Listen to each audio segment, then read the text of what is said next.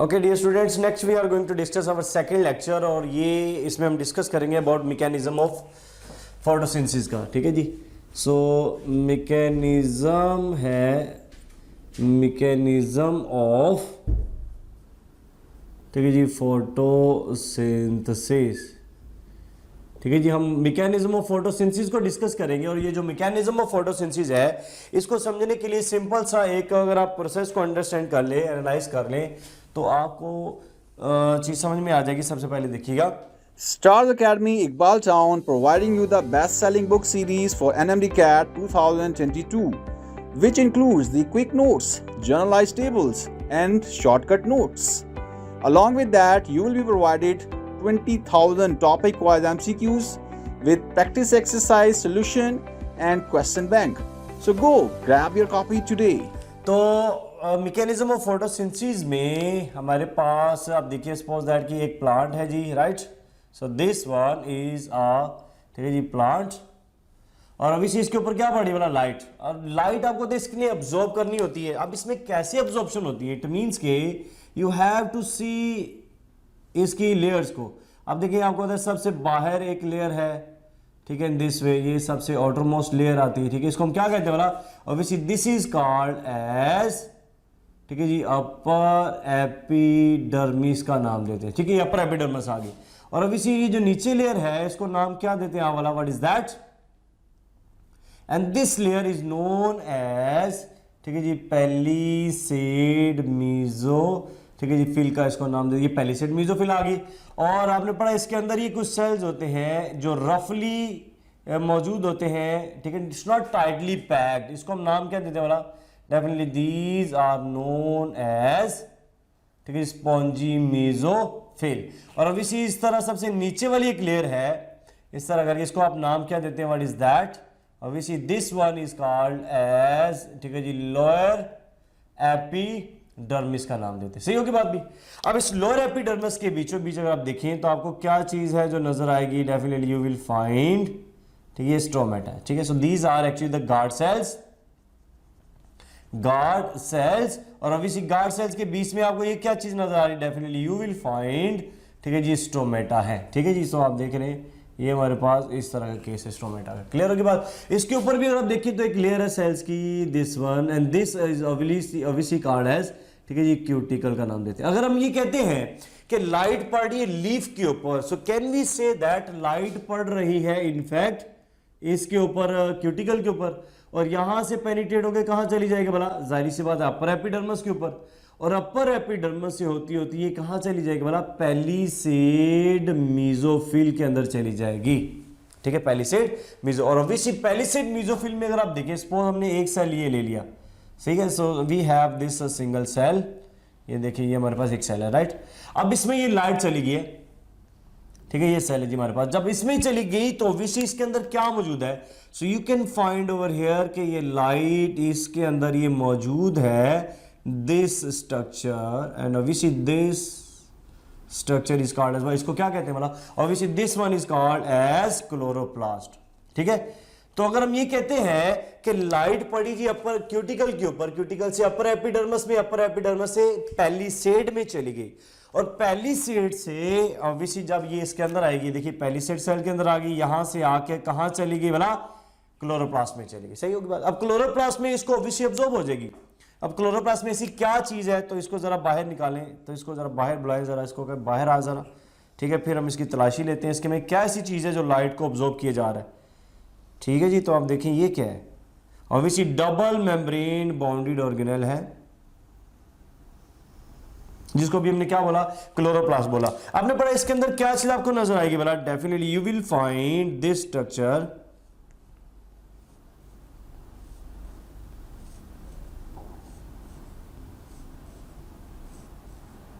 ये आपको स्ट्रक्चर नजर आ रही है। सही है, और ऑब्वियसली आपको तो इसमें से एक पार्ट को हम क्या कहते हैं बोला, this single part is called as, ठीक है, थाइलाकॉइड का इसको नाम देते हैं, ये थाइलाकॉइड है। और ऑब्वियसली पूरे का पूरा जो सेटअप है, दिस पार्ट, इसको हम नाम क्या देते हैं बोला, this one is called as, इसको याद रखिए नाम देते हैं जी ग्रेनम का। अगर एक है तो ऑब्वियसली ग्रेनम, और अगर मल्टीपल है तो आपने नाम दिया ग्रेना। सही है। अच्छा, इसकी मेम्ब्रेन के ऊपर याद है कि यहां पर करके ये क्लोरोफिल के मॉलिक्यूल्स मौजूद होते हैं इन दिस वे। आपको याद है ना कि इसका ये हेड रीजन, ये टेल रीजन अभी आपने पढ़ा पिछले लेक्चर में। तो ये जो है ये क्या रिप्रेजेंट कर रहा है? सो this is representing what? Obviously this is representing the chlorophyll. ठीक है, ये क्लोरोफिल को रिप्रेजेंट कर रहा है। सही होगी बात भी। तो जो कि थाइलाक्वाइड की मेम्ब्रेन में है।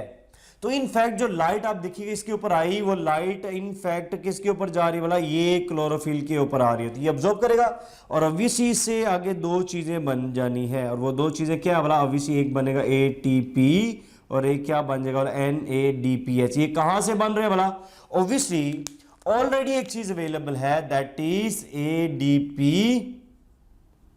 ठीक है, ADP और ऑब्वियसली ये क्या है? वाला NADP पॉजिटिव। सही है। दोनों चूंकि पहले से ही चीजें अवेलेबल थी, रॉ मटेरियल है ये। ठीक है, ये रॉ मटेरियल है ADP और NADPH। अब दोनों raw material with the help of this light energy, ठीक है, लाइट एनर्जी की मदद से किसमें चेंज होगा? वाला ATP और NADPH के अंदर। और ऑब्वियसली कहां पर आ रहे हैं? That comes into this liquid part and that one is known as stroma. Stroma में आ जाते हैं। सही है। और ऑब्वियसली स्ट्रोमा से फिर कहां चले जाएंगे? Definitely both of these will move into what? अब देखिए ये चले जाएंगे जी कैल्विन साइकिल के अंदर। सही है। So this will enter into, ठीक है जी, कैल्विन साइकिल में ये एंटर हो जाते हैं। सही होगी बात भी, कैल्विन साइकिल। और अब इसी कैल्विन साइकिल में ये दोनों चीजें यूज हो जाएंगी और यूज होने के बाद अगेन क्या बना देगा? वाला ATP से बन जाएगा जी ADP और अब इसी NADP से क्या बन जाएगा? वाला NADP पॉजिटिव बन जाएगा। सही है बात। तो आप देखिए इस तरह ये साइकिल जो सा ये चलता रहता है। ठीक। अच्छा, इतने से अगर आप पार्ट को विजिबल करें तो आपको आइडिया है कि ये जो पार्ट है दिस वन, इसको हम क्या कहते हैं? This is called as light reactions. ठीक है जी, लाइट रिएक्शंस का नाम देते हैं इसको। या आप इसको क्या कह सकते हैं? बोला obviously this is also called as light, ठीक है जी, डिपेंडेंट रिएक्शंस का नाम देते हैं आप इसको। बोला ठीक है, लाइट डिपेंडेंट रिएक्शंस भी कह सकते हैं। ठीक है, क्योंकि इसमें डायरेक्टली क्या चीज इन्वॉल्व हो रही है? बोला ऑब्वियसली लाइट इन्वॉल्व हो रही होती है। सही है। अच्छा, ये जो पार्ट है you can see over here this part, इस पार्ट को हम नाम देते हैं जी डार्क रिएक्शन का। Right. So this is called as dark reaction. या हम इसको क्या कहते हैं? बोला we can also call it as light independent reaction. ठीक है जी, light independent reactions, light independent reactions. या हम इसको क्या कह सकते हैं? बोला या हम इसको कह सकते हैं, we can also call it as, ठीक है जी, कैल्विन साइकिल। ठीक है जी। या आपको आइडिया इसको हम क्या कह सकते हैं? बोला C3, ठीक है जी, पाथवे का नाम दिया जाता है। सही है। सो ये हमारे पास सारे के सारे इसका दो पार्ट्स आए थे। ठीक है। तो अभी हम जो बात करने वाले हैं वो किसकी बात करने वाला? लाइट रिएक्शंस की। ठीक है। So let's talk about the, ठीक है जी, लाइट रिएक्शंस या ऑब्वियसली लाइट डिपेंडेंट रिएक्शंस की बात करते हैं। सही है। और आपको आइडिया है कि जो लाइट रिएक्शंस है इसमें हमारे पास क्या चीज़ है? वाला इसमें हमारे पास आपने पढ़ा इस तरह करके, ये है जी फोटो सिस्टम।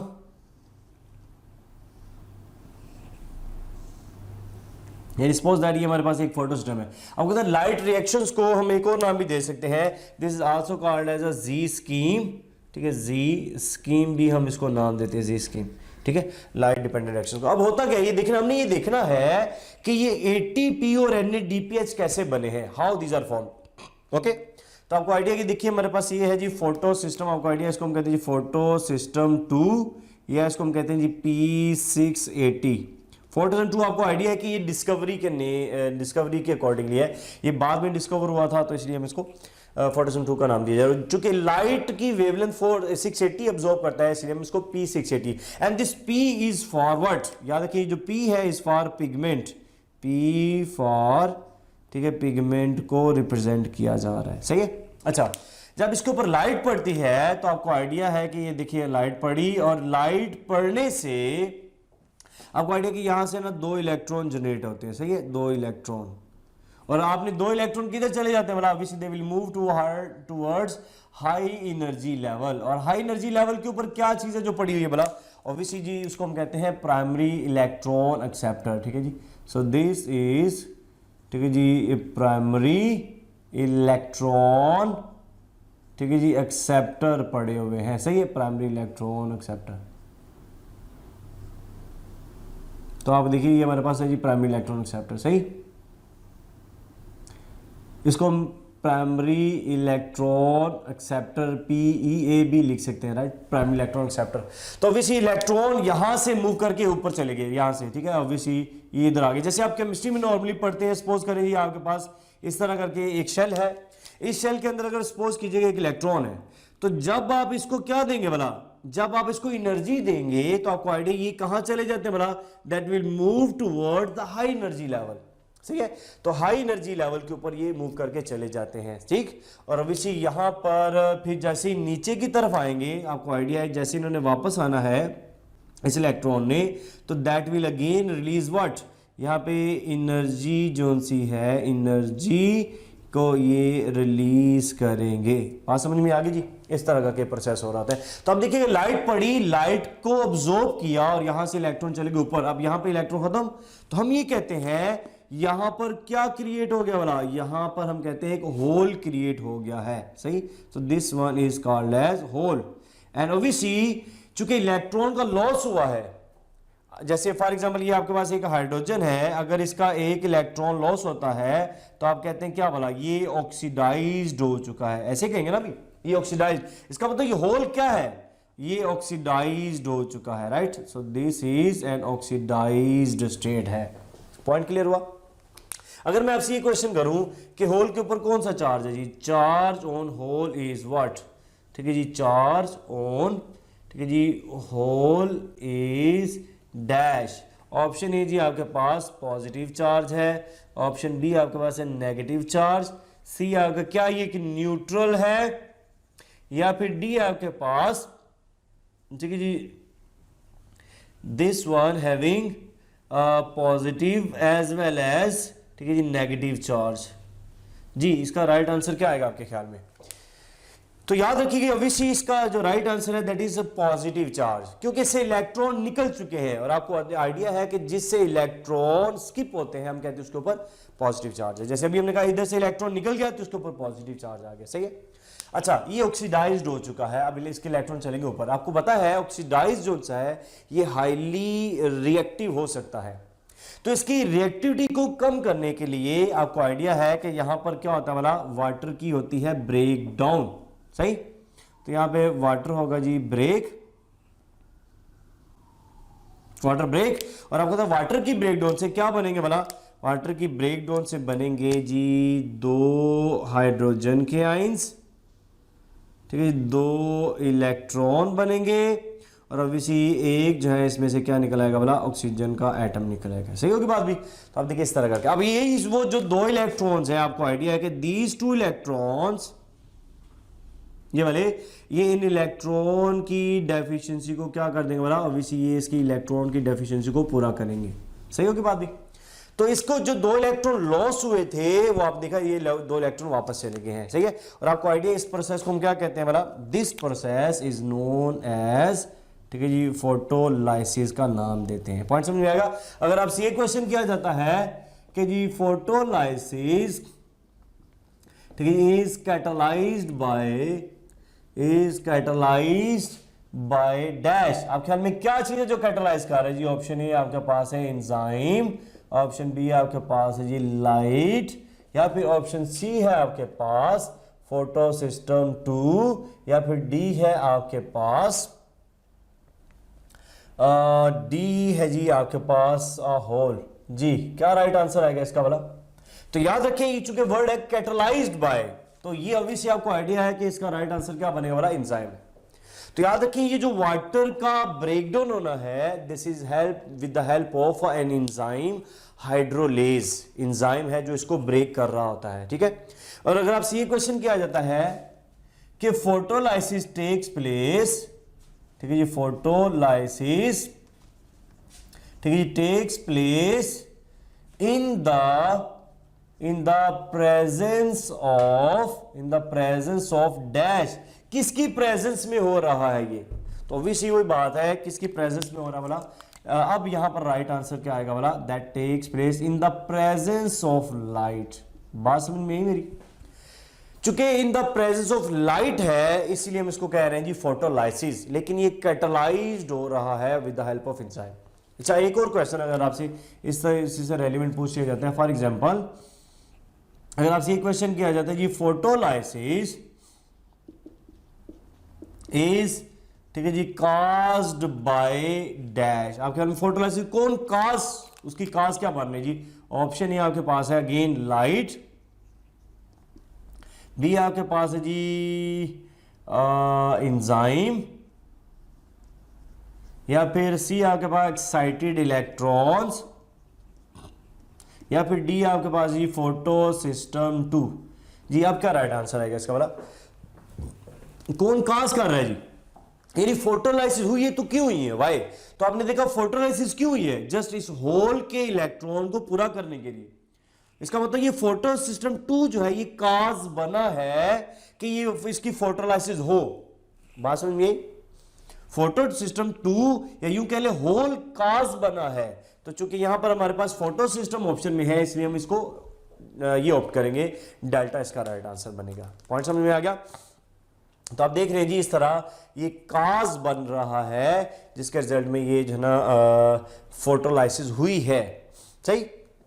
अच्छा, ये आगे प्राइमरी इलेक्ट्रॉन एक्सेप्टर के बाद आपको पता है यहां से इलेक्ट्रॉन जो से हैं ये किसके पास चले जाएंगे बोला, डेफिनेटली जी दे विल मूव टूवर्ड्स, ये जाते हैं जी प्लास्टोक्विनोन की तरफ, राइट। और अभी सी प्लास्टोक्विनोन से किधर चले जाएंगे बोला, दे will move towards cytochrome complex, ठीक है जी, ठीक है जी क्रोम, ये कॉम्प्लेक्स की तरफ आ जाते, right. So they are moving towards cytochrome complex, सही। ये आगे जिसके पास, ठीक हो कि बाजी, साइटोक्रोम कॉम्प्लेक्स के पास आ जाते हैं। और इसमें याद रखिए जो साइटोक्रोम कॉम्प्लेक्स है इसमें B6 होता है और F होता है, ठीक है। इसमें हमारे पास एक तो साइटोक्रोम B6 और इसके अलावा साइटोक्रोम F जो है वो होता है, इसके अंदर दो चीजें, सही। ये हमारे पास, इसको याद रखिए। अच्छा, यहां से आपको पता है इलेक्ट्रॉन जो है वो किधर चले जाते हैं हमारा, दे विल मूव टूवर्ड्स प्लास्टोसायनिन, ठीक है। और प्लास्टोसायनिन से आपको आइडिया है कि ये किधर चले जाते हैं हमारा, definitely they will move towards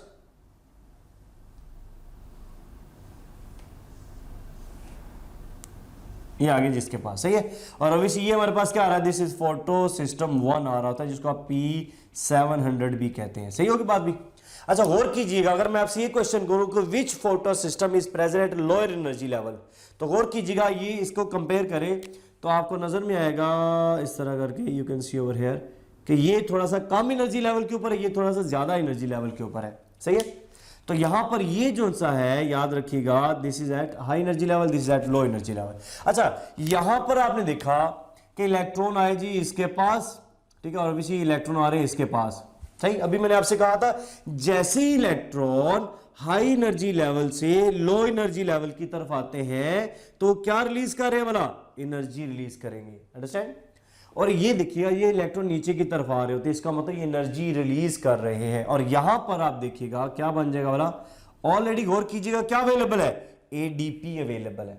और अभी इस स्ट्रोमा के अंदर क्या पड़ा होगा बोला, इनऑर्गेनिक फॉस्फेट पड़ा होगा। बस इन दोनों को जोड़ना है, जोड़ने के लिए एनर्जी चाहिए। जैसे आप देखें तो हमारे पास अगर सपोज ये दो चीजें ना, इनऑर्गेनिक फॉस्फेट ADP पड़ा, इनको दोनों को जोड़ना है, तो जोड़ने के लिए ऑब्वियसली क्या रिक्वायर्ड होगा, एनर्जी रिक्वायर्ड है ना, तो वो एनर्जी यहां से आ रही है। तो यहां पर अगर आप देखें तो हमारे पास क्या बना, ADP और इनऑर्गेनिक फॉस्फेट को जोड़ा जाएगा और क्या बन जाएगा वाला, ऑब्वियसली AT और P को बनाया जाएगा, सही है। तो आप देखिए इस तरह करके बन रहा है ATP। तो आप देखिए इसमें से एक चीज बन चुकी है, दैट इज ATP। पॉइंट समझ में आया।